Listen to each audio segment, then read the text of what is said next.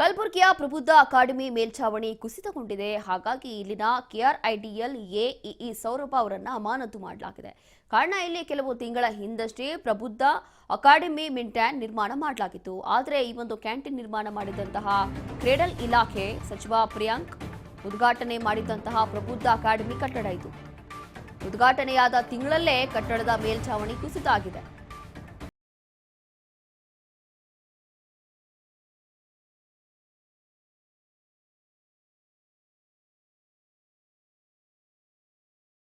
ಈ ಒಂದು academy canteen ನಿರ್ಮಾಣ ಮಾಡಲಾಗಿತ್ತು. ಆದರೆ ಕೇವಲ ಒಂದೇ ತಿಂಗಳಷ್ಟೇ ಆಗಿದ್ದು, ಇನ್ನು ಸಚಿವ ಪ್ರಿಯಾಂಕ್ ಖರ್ಗೆ ಅವರು ಉದ್ಘಾಟನೆ ಮಾಡಿದಂತಹ ಪ್ರಬುದ್ಧ ಅಕಾಡೆಮಿ ಕಟ್ಟಡ ಇದು. ಉದ್ಘಾಟನೆ ಆಗಿರುವಂತಹ ಒಂದೇ ಒಂದು ತಿಂಗಳಲ್ಲಿ ಕಟ್ಟಡ ಮೇಲ್ಛಾವಣಿ ಕುಸಿತಗೊಂಡಿದೆ. ಐಎಎಸ್ ಕೆಎಸ್ ಉದ್ಯೋಗಾಕಾಂಕ್ಷಿಗಳಿಗೆ ತರಬೇತಿ ನೀಡಬೇಕು ಅಂತ ಹೇಳಿ ಒಂದು ಕಟ್ಟಡವನ್ನ ಉದ್ಘಾಟನೆ ಮಾಡಲಾಗಿತ್ತು, ನಿರ್ಮಾಣ ಮಾಡಲಾಗಿತ್ತು. ಅಕಾಡೆಮಿ ಕ್ಯಾಂಟೀನ್ ಇದು ಕೇವಲ ಒಂದೇ ತಿಂಗಳಿಗೆ ಎಲ್ಲವೂ ಕೂಡ ಕುಸಿತಗೊಂಡಿದೆಯಂತೆ. ಮೇಲ್ಛಾವಣಿ ಬಿದ್ದು ಹೋಗಿದೆ. ನೋಡ್ತಾ ಇದ್ದೀವಿ ದೃಶ್ಯಗಳಲ್ಲಿ ಈ ಕ್ಯಾಂಟೀನ್ನ ಮೇಲ್ಛಾವಣಿ ಬಿದ್ದಿರುವಂಥದ್ದು. ಹಾಗಾಗಿ ಸಂಬಂಧಪಟ್ಟಂತ ಅಧಿಕಾರಿ ಇದ್ದಾರಲ್ಲ, ಅವರನ್ನ ಇದೀಗ ಅಮಾನತು ಮಾಡಿದ್ದಾರೆ, ಸಸ್ಪೆಂಡ್ ಮಾಡಿದ್ದಾರೆ. ಕೆಆರ್ಐಡಿಎಲ್ ಎಇಇ ಸೌರಭ ಅವರನ್ನ ಅಮಾನತು ಮಾಡಿರುವಂಥದ್ದು. ಕೇವಲ ಒಂದು ತಿಂಗಳ ಹಿಂದೆ ಅಷ್ಟೇ ಈ ಒಂದು ಕ್ಯಾಂಟೀನ್ನ ಉದ್ಘಾಟನೆ ಮಾಡಲಾಗಿತ್ತು. ಸಚಿವ ಪ್ರಿಯಾಂಕ್ ಖರ್ಗೆ ಅವರೇ ಬಂದು ಉದ್ಘಾಟನೆ ಮಾಡಿದ್ರು. ಉದ್ಘಾಟನೆ ಆದ ಕೇವಲ ಒಂದೇ ತಿಂಗಳಲ್ಲಿ ಮೇಲ್ಛಾವಣಿ ಕುಸಿತಗೊಂಡಿದೆ.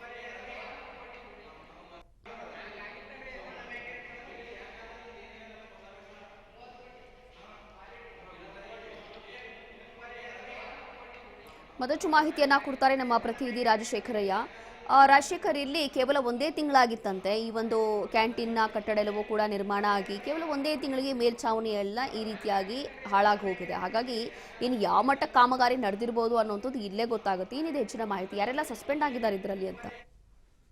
ಹೌದು ರೋಶ್ನಿ, ಏನಂತಂದ್ರೆ ಇದೊಂದು ಕಲಬುರಗಿ ವಿಭಾಗಕ್ಕೆ ಒಂದು ಮಹತ್ವಾಕಾಂಕ್ಷಿ ಯೋಜನೆ, ಒಂದು ಬಹು ಮಹತ್ವದ ಕಟ್ಟಡ ಅಂತಾನೆ ಹೇಳ್ಬೋದು. ಯಾಕಂದ್ರೆ ಪ್ರಬುದ್ಧ ಅಕಾಡೆಮಿ ಏನಿದೆ ಇದು ಸಾಕಷ್ಟು IAS KS ಕೋಚಿಂಗ್ ಮಾಡತಕ್ಕಂತ ವಿದ್ಯಾರ್ಥಿಗಳಿಗೆ ಅವರ ಕನಸಿನ ಸೂರಾಗಿತ್ತು. ಯಾಕಂದ್ರೆ ಇದು ದೊಡ್ಡ ಮಟ್ಟದ ಒಂದು ಬಹುಕೋಟಿ 30 ಕೋಟಿ ವೆಚ್ಚದಲ್ಲಿ ನಿರ್ಮಾಣ ಆದಂತ ಈ ಒಂದು ಪ್ರಬುದ್ಧ ಅಕಾಡೆಮಿ ಕಟ್ಟಡ ಏನಿದೆ, ಅದರಲ್ಲಿ ಇರ್ತಕ್ಕಂಥ ಈ ಕ್ಯಾಂಟೀನ್ ಏನು KRDL ಅವರು ಏನ್ ನಿರ್ಮಾಣ ಮಾಡಿದ್ರು, ಅದು ಮೇಲ್ಛಾವಣಿ ಉದ್ಘಾಟನೆ ಆಗಿ ಒಂದೇ ತಿಂಗಳಲ್ಲಿ ಕಳಚಿ ಬಿದ್ದಿರ್ತಕ್ಕಂಥ ಆ ವಿಜುವಲ್ ಅಲ್ಲಿ ಸ್ಪಷ್ಟವಾಗಿ ಕಾಣಿಸ್ತಾ ಇದೆ. ಯಾಕಂದ್ರೆ ಯಾವ ರೀತಿ ಕಾಮಗಾರಿ ಆಗಿದೆ ಅಂತಕ್ಕಂಥ ನಿಟ್ಟಿನಲ್ಲಿ.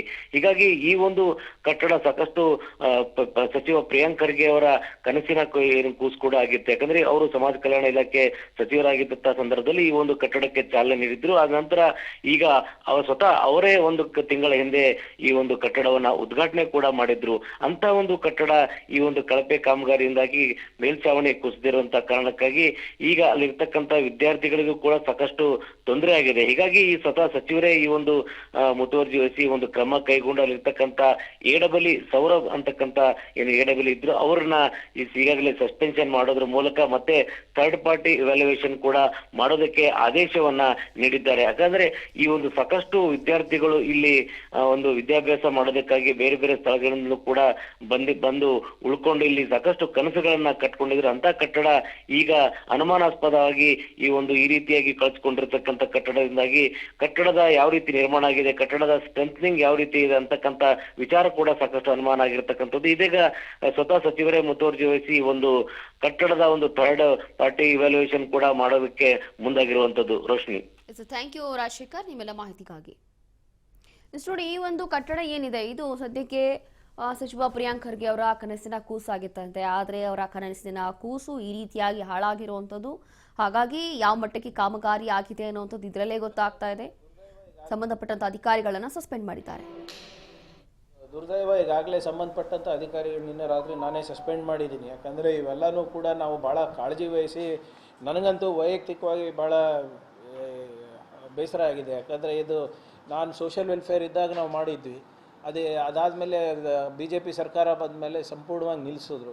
ಈಗ ನಮ್ಮ ಸರ್ಕಾರ ಬಂದಮೇಲೆ ಕಷ್ಟಪಟ್ಟು ನಾವು ಇದು ಮಾಡಿಸ್ತಾ ಇದ್ದೀವಿ. ಈಗ ಅಲ್ಲಿ 2000 ಕೆಪಾಸಿಟಿ ಇದೆ. ಈಗ 500 ಮಕ್ಕಳಿಗೆ ಫಸ್ಟ್ ಪ್ರಾರಂಭ ಮಾಡಿದ್ದೀವಿ. ಹಲವಾರು ಯುವಕರಿಗೆ ಇದು ಒಂದು ಕನಸು, ಆ ನನಸಾಗುವಂಥ ಒಂದು ಸಂಸ್ಥೆ ಕಟ್ಟಿದ ಮೇಲೆ ಹಿಂಗೆ ಆಗಿರೋದು ಸರಿಯಲ್ಲ. ಅದಕ್ಕೆ ಏನೇ ಇದ್ರೂ ಕೂಡ ನೀವು ಹೇಳ್ದಾಗೆ ನಮ್ಮಂಥವ್ರಿಗೆ ಮುಜುಗರ. ಆಗಲೇ ಕ್ರಮ ತೊಗೊಂಡಿದ್ದೀವಿ. ಅವನ ಮೇಲೆ ಸಸ್ಪೆನ್ಷನ್ ಆಗಿದೆ, ಒಂದು AW ಇದೆ. ವಿಲ್ ಅದಕ್ಕೆ ಒಂದು ಥರ್ಡ್ ಪಾರ್ಟಿ ಇವ್ಯಾಲ್ಯೂಯೇಷನ್ ಆಗಿದೆ. ಮತ್ತೊಂದು ಸರಿ ಒಂದು ಕ್ವಾಲಿಟಿ ಕಂಟ್ರೋಲು ಎಕ್ಸ್ಟರ್ನಲ್ ಏಜೆನ್ಸಿಯಿಂದ ಮಾಡಿಸ್ತೀನಿ. ಸ್ಟೈಫಂಡ್ ಇಲ್ಲ, ಸ್ಟೈಫಂಡು ನಾವು ಕೊಡ್ತೀನಿ ಅಂತ ಹೇಳಿರಲಿಲ್ಲ. ಈಗ ನೋಡಿ, ನಮ್ಮ ಯುವಕರು ಧಾರವಾಡ ಅಲ್ಲಿ ಇಲ್ಲಿ ಹೋಗ್ತಾ ಇದ್ರೆ ಅವು ಬೇಕಾಗ್ತದೆ. ಇಲ್ಲಿ ಅವರಿಗೆ ಖರ್ಚಾಗಬಾರ್ದು ಅಂದ್ಬಿಟ್ಟು ಇಲ್ಲೇ ಮಾಡ್ತಾ ಇರೋದು. ಸೊ ಅದು ಬ್ಯಾಕ್ವರ್ಡ್ ಕ್ಲಾಸಲ್ಲಿ ಅವರು ಕರಿಬೇಕಾದ್ರೆ ಹಂಗೆ ಕರೆದಿದ್ದಾರೆ ಅಂತ ಅವ್ರು ಹೇಳ್ತಾ ಇದ್ರು. ನೋಟಿಫಿಕೇಶನ್ನಲ್ಲಿ ಇದೆ ಅಂತ, ಅದಾದಮೇಲೆ ವಿಡ್ರಾ ಮಾಡಿದ್ದಾರೆ. ಬಟ್ ಅದನ್ನು ಸರ್ಕಾರ ಹಂತದಲ್ಲಿ ತೀರ್ಮಾನ ಮಾಡ್ತಾರೆ. ಬಟ್ ನಂದು ಇಲ್ಲ, ಸದ್ಯಕ್ಕೆ ನಮ್ಮಿದ್ರಲ್ಲಿ ಅದು ವಿಡ್ರಾ ಆದಮೇಲೆ